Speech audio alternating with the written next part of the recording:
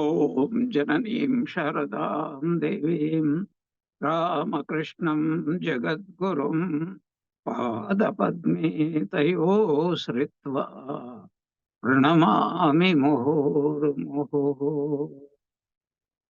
Om Bhadram Karnevi Shrunuyama Deva Bhadram Pashye Makshabhiryajatraha Sthirairangai Stuštuvagum Sastanubhihi Vyashema Devahitam Yadayuhu Swasti na Indro Vriddhashravah Swasti na Pusha Vishwavedah Swasti nastarkshu aristanimihi Swasti no brihaspatirdadatu Om Shanti Shanti Shanti Hare Om.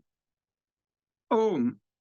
O gods, may we always hear with our ears what is auspicious.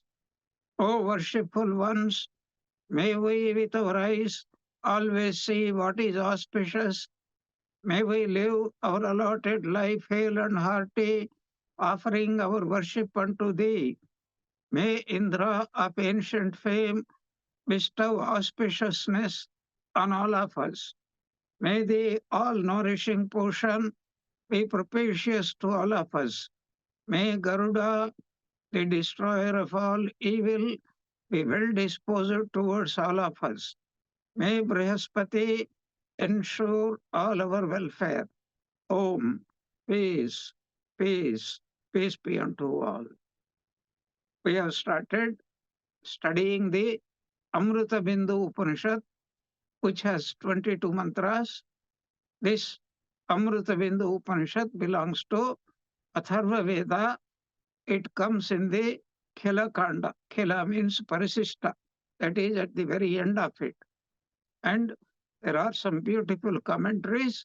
Really, we do not require any commentary for this Upanishad for the simple reason that the shlokas are gems in modern language. Anyone, even with a little bit of Sanskrit knowledge, very easily will be able to understand it easily, actually.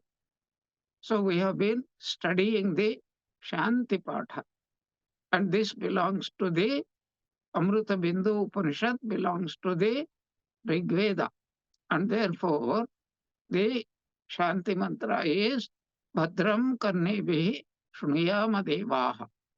What is the purpose of the Shanti Patha? First, four purposes we have outlined and discussed in our past classes. First, the only goal of study of any Upanishad is to realize God. And God can be realized only by the grace of God, by His will. Even the desire to realize Him, which requires immense faith that there is such a person, that also only by His will.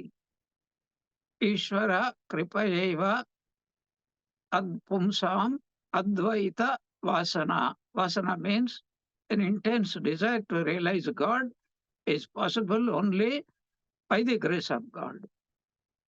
But we have a body mind, and they have to be maintained. And this maintenance of the body mind is in the hands of many devatas, especially Panchadevatas, the Surya, the Chandra, the Akasha, Vayu, Agni, Jala, and Prithvi. But there are also a few other deities indicated as Indra, Brihaspati, Garuda, etc. We have been dealing with that. So we have to pray specially to them, just like any governments, the ministers, or whoever is in charge, president, prime minister, their Anugraha is important, but we do not approach them directly. We approach those people through their underlings, those who have connection with him, but through their instrumentality. If the people working under these powerful officials are pleased, they have their own powers. So our Adhishtatra Devata, residing deities, are like that. It is actually Ishvara only. And then we have been accumulating Janma Janmantara samskaras, some good, some not very good, some spiritual, some worldly. So Sadbuddhi, right understanding and right effort, right willpower, and Sadguna Prapti, Daivi Sampat Prapti. It is possible only by the grace of God. And then, of course, any obstacles that may arise, and there is a say that for auspicious things, many obstacles will come. So, Vigna Nivarana, Ishvara Sakshatkara, Devatanam, Devanam Anugraha, Sadbuddhi, Sadguna Prapti, Vigna Nivarana. In that context, we have been discussing Bhadram. What Bhadram means? Auspicious. What does auspicious mean? That which can ultimately lead me to God. That is called Bhadram. So, may I listen to that which leads me to God. And the counterpart, may I not listen to that which strengthens my attachment to this world. Oh Lord, let me hear about Brahman, about you. Therefore, through this prayer, we seek physical fitness and mental fitness. So, Yashema Deva Hita Yadaihu. How long should we pray? Not, it is not a one-off prayer. So long as we are alive, we have to go on praying because our very existence as a body, as mind, and our effort to improve ourselves, to evolve ourselves, it is all dependent upon the sustenance. So let us strive to acquire dharma, artha, kama, and moksha, and in that order. So let me spend my entire life as Ishvara Aradhana, whatever be the life span allotted to me, according to my own karma phala done in the past lives, whatever be the life allotted to me, whether it is in a poor family, middle class family, rich family, very loving family, hating family, but whatever be the situation, O Lord, do not leave my hand, make me think about, as Kulashekar Alvar so beautifully says, I do not mind if you wanted to make me born as an insect, but one thing I demand, let me never be losing any faith, let me never forget your lotus feet. Provided my devotion and my remembrance of you are kept intact, then you do whatever you like, whichever body, etc. Is it possible that other than human beings, we can also think about God in other bodies? Yes. We see Raja Bharata, who became a deer. He was remembering whole life in the form of the deer as only God. And the next birth deliberately decided not to speak with anybody. Only once he opened his mouth to give the highest teaching. So, by God's grace, let there be no obstacles. Therefore, O Devas, may you all give me, wish me, push me towards God. That is what we call in English language bon voyage. Swasti means let all good come to me from every side so that I can travel not to be completely attached to this world, not to be screwed down to this world, but I make every breath, perhaps I might approach nearer to you. That is called swasti. And this swasti, some special devas have been being prayed. Indra, the Indra, we have to remember in the Kena Upanishad, who obtained Brahmagnanam. So that is the Indra. May Indra bless us with an auspicious journey. Sastino Indro Dadatu. Here, then let Surya Deva, Pusha. Pusha means Poshana. Poshana means who sustains us through rains and then through food, etc., to digestion, through Agni Devata, Jataragni, etc. And Surya Devata is worshipped in Vedic times, worshipped now also. How? In the Sandhya Vandanam, we face the Savitri, Savitru, that is the creator. Savita means the creator. Surya Devata is called Pusha because he nourishes our body, our intellect, our buddhi. So, Diyo Yonaha Prachodayat. So, sunlight. Sunlight represents beautiful, what is called Gnanam, that which gives us Gnanam, that which removes our ignorance, is called light. That is why I have quoted earlier, Isavasya Upanishad, the seeker reached his ultimate journey, and he is talking about Hiranmayena Patrena Satyasya Pihitam Apihitam Mukham Tat Tvam Poshan Apavaruno Satya Dharmaya Drishtai. Who am devoted to Satyam and Dharmam. Satya is intense faith in God. Dharma, whatever helps me to approach that divine reality. And I am completely devoted to you. I want you, but I am unable to understand you. Only buddhi yogam dadamyaham. You should give me that buddhi, diyo yonaha prachodayat. I should be able to get that spiritual knowledge. So, O Indra, O Surya, next, swastinaha tarkshyah arishtanemihi. Let Garuda, the Vahana of Vishnu, that is Guru. Guru represents scriptural knowledge, divine knowledge. That is Brahma Vidya. A person who can convey that Brahma Vidya alone is God, Guru.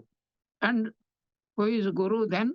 Is none other than Brahman himself, because only he who has knowledge can give us knowledge. Anybody who has something, only that thing he can give. But here, Taksha means Garuda Devata. And what type of Arishta Nemehi? Arishta means terrible obstacles, but one whose journey is absolutely unobstructive because he is the very scriptural embodiment, Gnana Swarupa, Guru. Therefore, this Garuda Devata, may he bless me so that there would be no like his journey from God to me, and let him also lead me from this plane to the plane of God. That is what is called Arishta Nemehi. That means unobstructive traveler, whose journey is without any obstacles.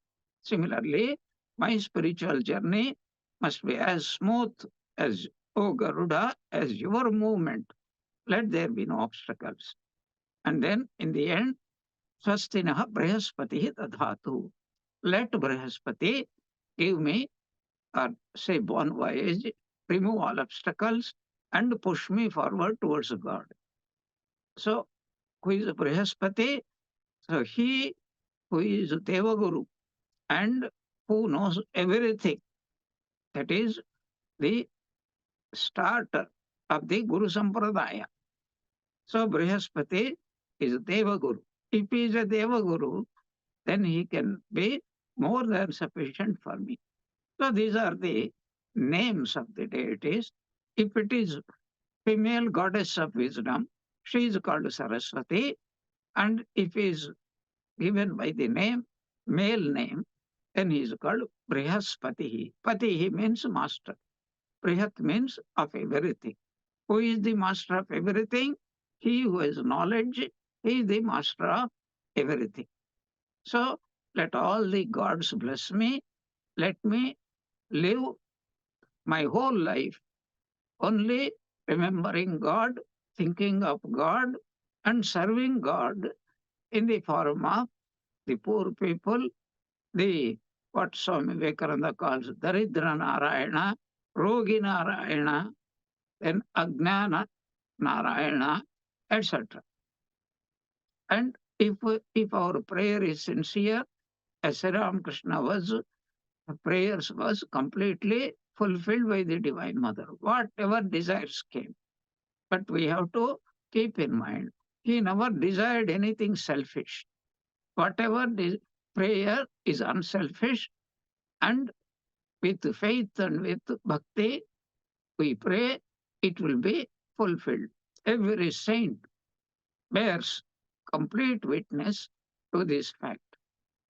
And with that prayer, we not only have to pray at the time of the study, at the time of this talk, but every time we open a book, every time we do any action, let every action, whether it be reading, meditation, or office work, or driving, in Bengal, there is a beautiful habit, that is tradition. When a person starts traveling, he doesn't take a single step unless he utters Durga, Durga. And then there is a beautiful song also, let Mother Durga protect me. So every day we have to pray this one, because how long? How long? As long as the last breath is there. And after some time we find that remembering God, surrendering ourselves to Him, and praying to Him becomes so natural that without that we will not be able to survive at all. With this, the Shanti Patha is over. So that reciting the Shanti Patha itself gives a tremendous amount of peace of mind. When the mind becomes peaceful, what does it mean? It becomes prasada. That is highly conducive to spiritual practice. Even study of a scripture is one of the greatest spiritual practices. In that, the Rishi, we do not know who is the Rishi, we do not know who are the disciples, but we presume every Upanishad is a dialogue, is a conversation, is an Upadesha. Somebody must have approached a great Rishi, a great Muni, and then he must have asked, and this would be the teaching. That is what we have to presume whenever we study. With this, we enter into the very first mantra. As I mentioned, even a person with a modicum of Sanskrit knowledge should be able to understand it without much explanation. But the understanding, it requires tremendous things. So, manohi dvividham proktam, shuddham cha ashuddham evacha, ashuddham kama sankalpam, shuddham kama vivarjitam. Nothing could be easier, even for those who know a bit of Sanskrit. What is it? He's telling this mind, everyone, my mind, your mind, everybody's mind. And we are talking about mainly about human beings. The mind is chiefly spoken of as of two types, two kinds. What are they? Pure and impure. One mind is pure, another mind is impure. The impure mind is that which is possessed of desires, especially worldly desires. And the pure mind is that which is having less of worldly desires. You see, durgunas, if they are plenty, that is called Ashuddha Manas. But if Sadgunas, Daivi Sampat is there, that is called Shuddha Manaha. Very simple actually. Manaha he Vividham Proktam. Vividham Proktam. Mind is said to be of Vividham, two types. Proktam. By whom? By great rishis. And what are those two divisions? Shuddham cha, Ashuddham eva cha. Pure, Shuddham means pure, Ashuddham means impure. And this is what Sri Ramakrishna is also telling slightly different words. He's talking about, instead of saying aham, ahankara, he said manas, ami. Ami means I. I means endowed with this body, endowed with this mind, and endowed with what we call complete identity with our body and mind, with Jagrat, Swapna, Sushupti avasthas. So pure and impure. And what is the definition of purity and impurity? So he gives first Ashuddham Kama Sankalpam. What is an Ashuddham? Means impure. Ashuddham Manaha. We have to add that one. Kama Sankalpam. Sankalpa. That is samskaras, resolutions. What type of resolutions? Thoughts, kama, full of kamas. What type of kama? Because spiritual desire is only one, but unspiritual or worldly desires are many. Why? Spirituality means God. God is only one, Advaita. So the desire is only one. I want this being who is called God. But world, not only there are many millions of objects. Every object is changing its nature. Nobody will buy a PC which has come out 40 years back, except as a piece of museum to be kept in a museum. For any practical job, the latest, because they are faster, they are less prone to failures, etc. So every time new gadgets are coming, and each seems to be an improvement from the previous one. And naturally, even if we do not buy also, but our mind will be full of that. So this is what is called a beautiful division of the mind. Now we have to also understand that is it cut and dried? Some minds are full of ashuddha, some minds are full of purity. No, we should never misunderstanding that way. Because if our mind is absolutely pure, as Sri Ramakrishna says, we are realized souls, but we are sadhakas. Sadhakas means what? We realize that we have tremendous desire to progress in spiritual life, but at the same time, there are so many old samskaras to be transformed into spiritual samskaras.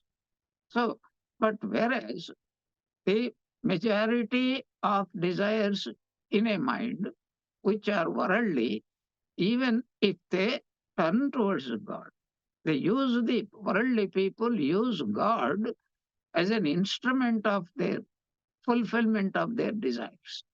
If anybody who goes to Tirupati knows, so I don't have, my son is not getting a job, my daughter is not getting married, my daughter who is married, she is not having any children, or somebody is suffering from a disease, from beginning to the end, desires. That is why he has become very famous as if he is going to fulfill. Even God cannot fulfill everybody's desire because if God fulfills everybody's desire, two enemies would want to destroy each other. So we have to understand that which is more number of worldly desires is Ashuddham. That which has got less number, and not only that, the person is striving to get rid of the unhelpful worldly samskaras, that is called Shuddham. Even trying very hard, that is a most wonderful thing. And then in the Bhagavatam is a beautiful story. So, what is the problem? Why did this mantra start with the description of a mind? Because in the next second mantra, he gives the crux of the problem. Manayeva manushyanam karanam bandha mokshayoh. Mind alone is the cause of bondage. Mind alone is the cause of liberation also. Both bondage and liberation take place in mind. For example, if you dream at any time, a kind of dream where somebody bound you or giving you terrible suffering, unhappiness, your mind has created because nobody else knows. Even if you are dreaming that your neighbor is coming and beating you blue and black, the poor fellow doesn't know anything what you are making him do. It is your own creation. You created the neighbor. There is no neighbor at all. And you created that enmity and you endowed him with the strength to overcome you and beat you. What a pitiable type of imagination we have. That is why mind control is the whole essence of yoga. That is why in the very first definition of yoga, first Patanjali Rishi gives Atha Yoga Anushasanam. Now I am going to expound what is called yoga. And in this context, we have to remember whether we are followers of Karma Yoga, Bhakti Yoga, or Jnana Yoga. That yoga is inevitable because that yoga represents mastery of the mind. And the mind contains these pure thoughts, impure thoughts, because a desire is nothing but a strong thought is a desire. So, for example, if you are not feeling very thirsty, then the desire for water will not be very strong. But after some time, when your body exhausts all the water because of heat or whatever, you feel restless to fill your body with the required quantity of water. If you are not hungry, you don't think of the food. Your desire will be proportionate to the amount of requirement, vacuity that the body or the mind produces. So, this thoughts means full of desires will be there, and that desires themselves are they can be fulfilled. But we want to fulfill in a pure way or impure way. We want to do some namby-pamby, nishedha, or do you want to pray to God? That makes a difference between prayas and shreyas. So this is what we have to talk, that the mind is the root cause of all problems. Even Sri Ramakrishna devotes so much of time. Swami Vivekananda, every sadhana means it's something to do with the mind. There is nothing else. And in the Srimad Bhagavatam, all these subjects are dealt with in such a crystal clear manner. And sometimes we miss these stories because we never seriously study these things. In the Bhagavatam, there is once a beautiful story. You know, Brahma created four sons through his Sankalpa. These are called Manasaputras. Like Sri Ramakrishna used to call Swami Brahmananda, Rakhal Maharaj, as my Manasaputra. And Swamiji and others have accepted it.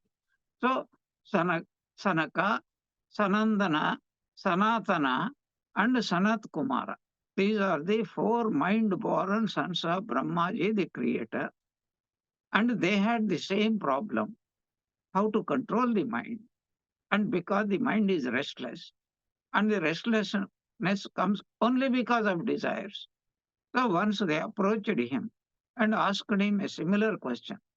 Until we realize God, even the most spiritually advanced person He has to deal only with the mind. If there is no mind, there is no world, there is no bondage, there is no ignorance, there is no sadhana. That is why when we are in deep sleep, the mind doesn't function. It is not destroyed, but for the some time it will be quiescent. So it will not be functioning. That means there is no awareness of the world. That means there is no bondage. That is why we get so much of rest in that state. So these four mind-born sons of Brahmaji approached their father because Brahma is supposed to be the very essence of the Vedas. That's why his name is Brahma. Brahma is another name for Vedas. And he is the original guru who started the Guru Sampradaya, as we have studied in so many, in Mundaka Upanishad, and also recently we have studied in so many other Upanishads also. So, what was the question? How can we separate the mind from all objects and pleasures? Why do you want to separate? Because they seem to have become one. I and my desire seem to have become one. So the mind has become so much attached to the objects. Mind cannot exist without objects, and the objects have no existence without the mind. So, what do the objects do? They do not simply stand. So, if you see a beautiful mango tree, you feel like, oh, I wish I could get that mango so that I can eat. And that is what we do when we go to the markets.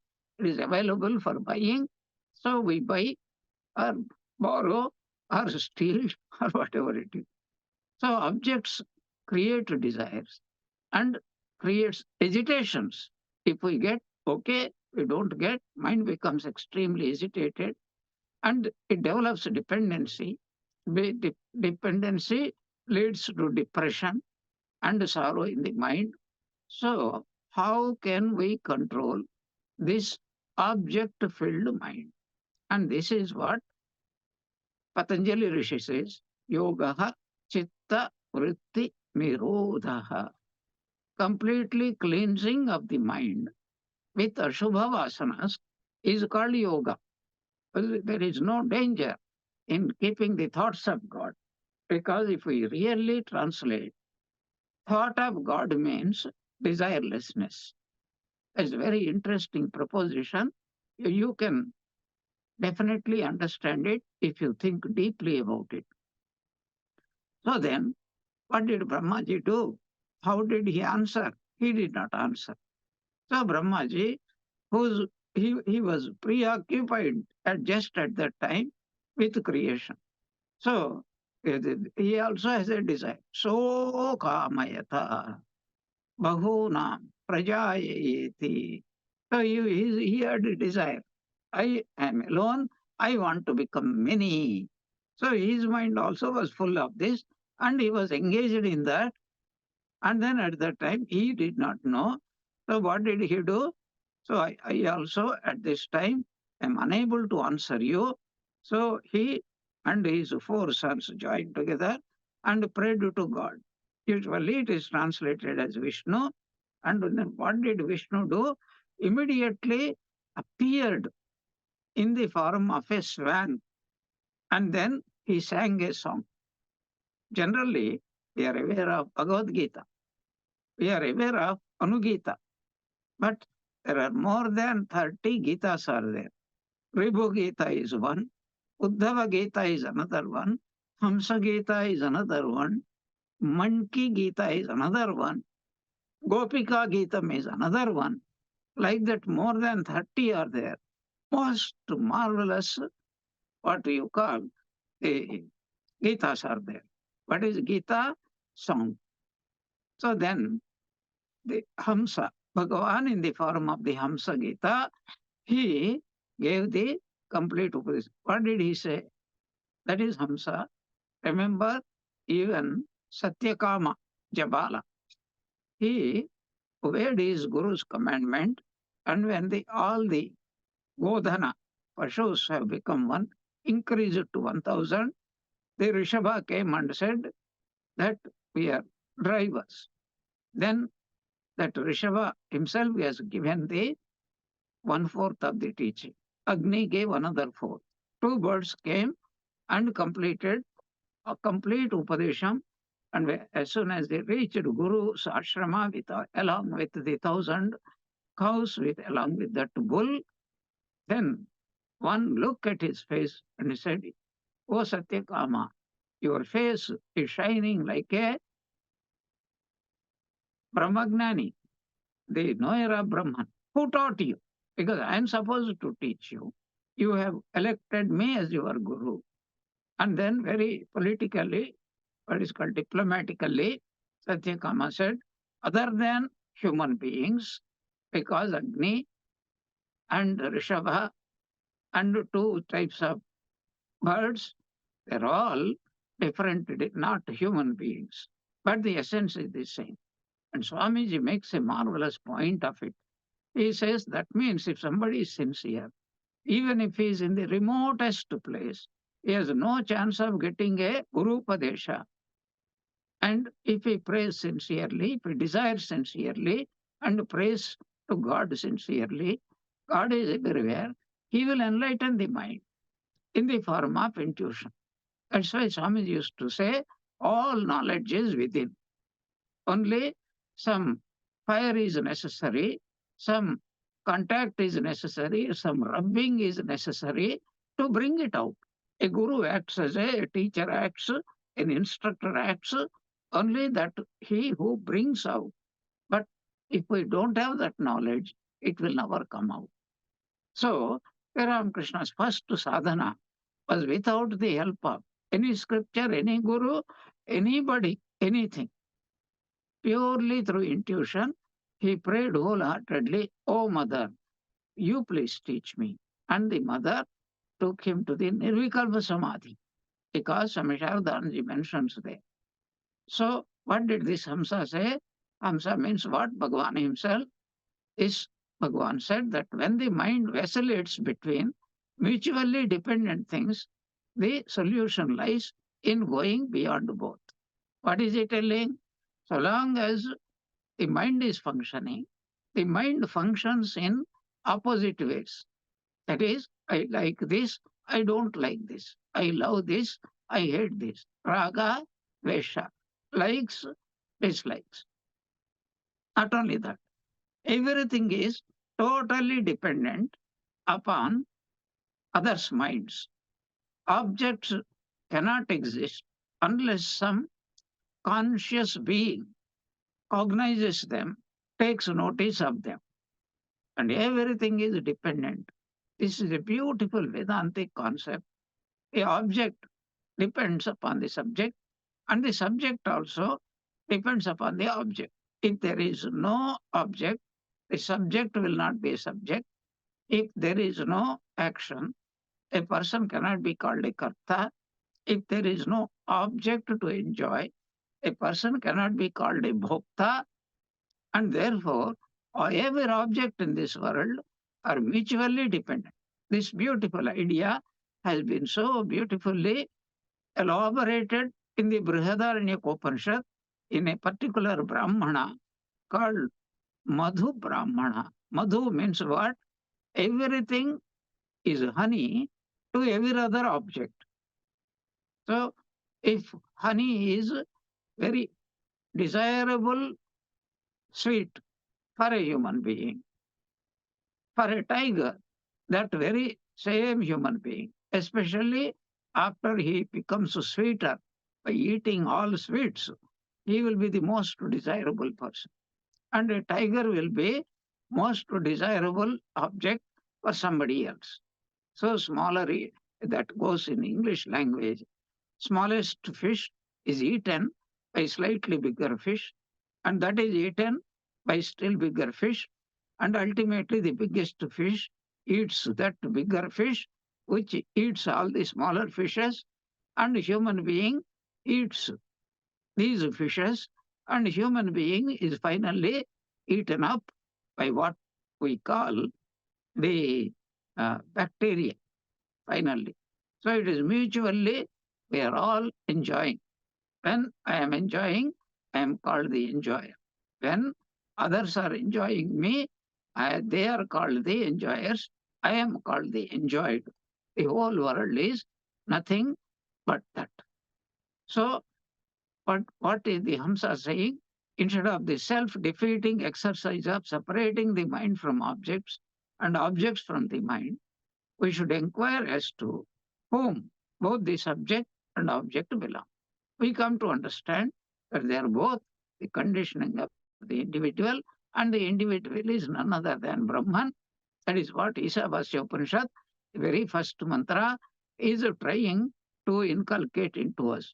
It is telling that both the subject and object are dependent upon Ishvara.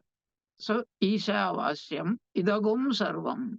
This world consisting of subject and objects, it is all enveloped, means controlled, transformed by Ishvara.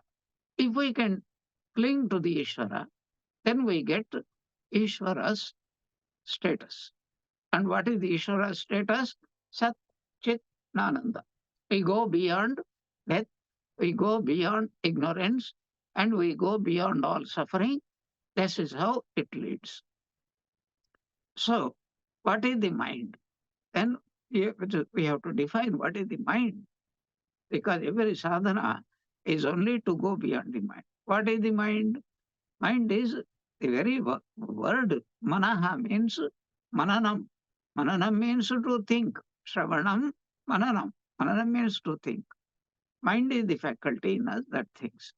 And whatever thoughts we cultivate, our mind is those thoughts. If we cultivate thoughts of purity, then just like I'm giving an example. So every man, he wants a woman to enjoy. Now, he has his own mother, he has his own sister, he has his own daughter, he has his own wife. So there are three women are there. But what is his thought? This is my mother. I am her son. She is like a goddess to me. What about the sister? She is my beloved sister, and I am supposed to look after her, protect her, etc. What about the daughter? I have to protect her because she is my own self born there. Only with regard to the wife, it is a different issue for most people. But what was Ramakrishna's attitude? He worshipped her and he prayed, O Divine Mother, please reveal yourself through this individual. So that is why Divine Mother never ever tempted Sri Ramakrishna. So if we cherish, and we have to do sadhana to cherish, we can make our mind pure. That is why Sri Ramakrishna used to say that whenever you look at a tempting object and you salute the Divine Mother, Ya Devi Sarvabhuteshu Mishti Rupena Samstita. Ya Devi Sarvabhuteshu Stri Rupena Samstita, Kama Rupena Samstita, Shudha Rupena, Vritti Rupena, Jati Rupena, Lajja Rupena, Vidya Rupena, Chaitanya Ruchetanyati Vidiyate. There is nothing but Divine Mother. So to see God everywhere, that is how we develop. So when we go on repeating God's name, etc., the thoughts of God predominate, and slowly they rub off on every object we come into. Everything belongs to God, and whatever belongs to God must be very pure. That is what we do when we do puja. Buy some sweets from the shop, bazaar, and then offer it. Once we offer it, until we offer it, it is just what is called desirable object. But as soon as we offer it, it becomes a divine prasadam. And then that prasadam, we eat with reverence, even a little bit of it. So there is positive mind and negative mind, a sorrowful mind with stress, depression, tension, anger, rejection, so many negative attitudes with hurtful and harmful thoughts is impure. A mind without these negative thoughts, that is called pure.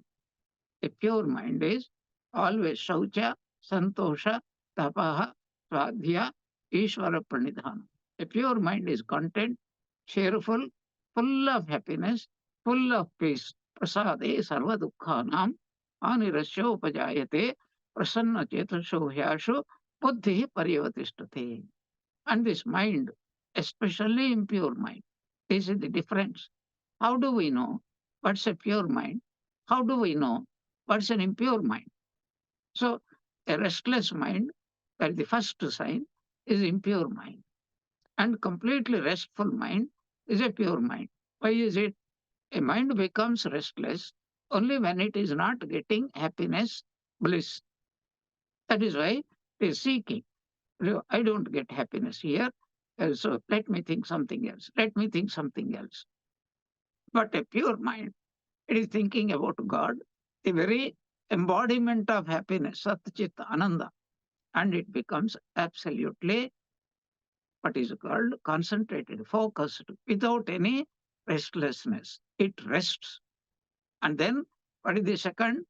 Because the mind is full of happiness in the presence of God, because of remembering God, it is getting more than what it was imagining or expecting, and therefore it doesn't want to move from there. So that is the second. Third is a happy person is a person who never wishes ill of other people. Such so many sadgunas will come. And how horrible our mind is. Actually, I'm mentioning, if you are interested, there are two books. One book is called, that is About Ourselves by H.A. Overstreet.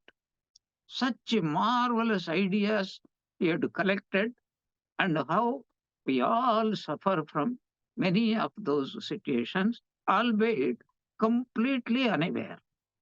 This is one book. Second book, recently it has come. I forget the author, but it is Fast and Slow Thinking. Fast and slow thinking. So our mind works. Say, suppose we are driving, so there is no time to think slowly. We have to think. Any situation, you have to think and react instantaneously. Otherwise, disaster will follow. But slow thinking, every human being has the right, has the capacity to think slowly. How? So one, he gives many, many classifications. I was surprised, so deep he has gone, how much of what is called biases we develop, different types of biases. So one simple example I will give you says there are some people who identify themselves with others through religion. And then another example is constitution. It is a beautiful example because the founding fathers of any country, America or India, they have a constitution. And is it changeable or is it unchangeable? And then the person says that those people, wise people, intelligent people, have brought about, has written that constitution, has made it pass all the laws suitable to those circumstances. But in the world, circumstances are always changing. After 50 years or 100 years, many of the things that in that constitution, many details are, are they become irrelevant. When they become irrelevant, just because we should not change the constitution, there are some people, these are called orthodox people. And that is why our orthodox people did not accept either Sri Ram Krishna or Swami Vivekananda. So this is one example. Another is, here is a person and there is a scripture that was interpreted by somebody, say 1500 years back. And now this social situation has changed. And then we are still clinging to that without thinking. The persons, the goal of the person was interpreted at that time is how all round good, everybody's welfare can be taken care of in that particular society with certain restraints and limitations. Now that so many things have changed, for example, some religions say women have to become only what is called for the happiness of the males and for cooking and for producing children and machines for producing children to bring them up. They are not to be considered at all. How horrible this situation is. Very few people stop to think that that interpretation, which was there so many hundreds of years back, is it relevant still for us? But the primary purpose that let religion help everybody move towards his own destination, that is forgotten. And some people say, my grandfather ate this food, and so I have to eat. Everybody has to eat. Anybody who doesn't, he deserves to be annihilated completely. And this is the situation even today.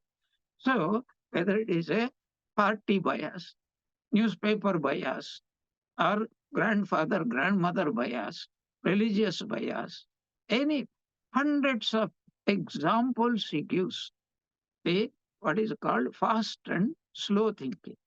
If you are interested, if you really want to improve yourself, go through them. And then why am I recommending? Having gone through them, you sit there and say, am I also suffering from these biases? Because a bias to mind is judging things, persons, family, or outside family with a tinted glass. And that will not allow us. This is called bondage. Bondage is nothing but to get out of these tinted, biased opinions. What does God want me to do? And if we struggle, we can get a good understanding. There is no doubt about it. So, when ordinary worldly things, name, fame, pleasure, comforts, power, position, the mind is filled with these things, that is called Ashuddha Mana. But when the person really believes in God and say, I must claim my birthright. I am what is called potentially divine. So I should not become a servant of the mind, but I must become the controller of the mind. That is what is meant. Manayeva Manushyanam Karanam Bandha Mokshaya. That is what Bhagavad Gita in the sixth chapter also says. The mind should be controlled by the mind, and a controlled mind is the greatest well wisher, and an uncontrolled mind is the greatest enemy. There is no doubt about it. And another point also, the Rishi is indicating that there is a terrible misunderstanding that I can change anybody else. No, even it is so hard for me to change myself, to cherish the notion I can change anybody else by giving upadesham, even children, even spouses. No, you can only live your life, and through your life, because if you live a good life, how do we know? You become a contented person, a happy person, a positive person, and everybody will be attracted to it. And this is what Chinmayananda Swami sometimes is what utterances are like mantras. He says, do not put the key of your happiness in someone else's pocket. That is to say, if I don't have this dress, I don't have this house, this car, this food material, I am going to be very unhappy. That is called putting the key of my happiness into somebody else. So, this is the essence of this one. And there is a beautiful story. Once Ram Krishna told a beautiful story. There was a monk, and he had only had a pair of kopinams, loin cloths. And mice came, started nibbling them. I don't know what papa that mice has really created, done in its past birth. That's why he must have been born as a mice. And every day, this monk had to beg for fresh piece of cloth. But the villager said that you bring up a cat and these mice will not trouble. They did not tell what other responsibilities will come. So happily, somebody must have donated a kitten, and it required milk. He started, instead of cowpinums, he started begging for milk. And then they said, instead of begging for milk, we'll give you a piece of land and you cultivate some grass and other eatable materials. And that is how his samsara grew and grew and grew. Ultimately, he had to employ many servants and he became what you call a householder. He got married also. Later on, his guru, who advised him that you go into a solitary place, practice sadhana, wanted to see how his disciple was faring, and he went there. He was astonished to see so many houses. It was like a small village. Then he asked, and then the disciple was enlightened by the very visit of the Guru. He said, Guru, it is all for the sake of Kaupina, Kaupin Kavasti. Now, in Bhagavatam, we get this beautiful story. There was a sage called Monkey, and he had given some Upadesham. It's called Monkey Gita. So don't misunderstand Monkey Gita. That is, no, his sage's name was Monkey. And he was like that sannyasin. And what happened? He had some bullocks. He was growing these crops, etc. One day a camel happened to pass by, and two cows playfully went and clung to this camel, and then the camel started running away, and the mothers of these cows also started running away, and then all the other cows also started running away along with them. And the sage was running behind the bullocks to retrieve them. And then he paused in the pursuit. And then he thought, what am I doing? Instead of seeking God, I'm running after bullocks. How did I ever come to this state? He traced the root of his problems to desire and declared. What did he declare? O desire, I know your source. You verily arise from fanciful ideas. I shall no more entertain them. How then can you trouble me? Kama janami te moolam. You are the root cause. Sankalpat kila jayase. And karma cannot come, cannot affect us unless we make a determined effort to fulfill that karma. That is called sankalpa. Natvam sankalpa ishyami. From now onwards, I may have desire, but I will not do any sankalpa. Tena me na bhavishyasi. This is how you are not going to help what is called trouble me. I'm sorry, I said it is from Bhagavatam. No, it is actually from Shanti Parva Mahabharata. In short, a desire ridden mind is sorrowful and impure, and a desireless mind is happy and pure. And then we enter into the next mantra. That is where it is most famous, often quoted to show us the very vital role that the mind plays in our life. This is the most famous one, which I have already quoted. Manayeva manushyanam karanam bandhamokshayo. Bandhaya vishayasaktam muktam nirvishayam smritam. Mind alone is the cause of both man's bondage as well as liberation. The mind that is attached to sense objects leads to bondage, while disassociated from sense objects, it tends to lead to liberation. We will discuss about it tomorrow's class. Om Jananim Sharadam Devim Ramakrishnam Jagadgurum Padapadme Tayo Saritva Pranamami Mohurmoho. May the Ramakrishna Holy Mother and Swami Vivekananda bless us all with bhakti. Jai Ramakrishna.